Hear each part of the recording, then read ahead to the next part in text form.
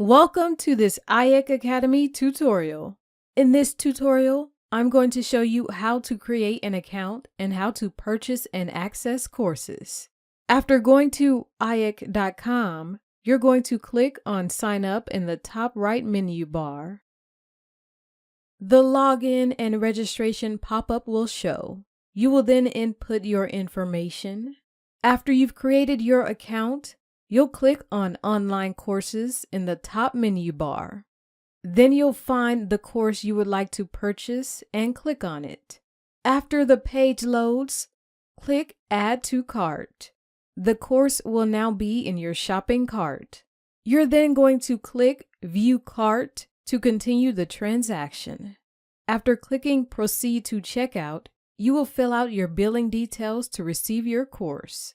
Then accept the terms and conditions and click Place Order.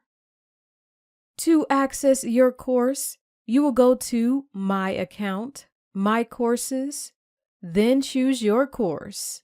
Click on Lesson 1, then Live Training Lesson 1. You will need Zoom.us to access the live session, so install it first. When you open the session, an instructor will be there. That completes this tutorial. Thank you for watching.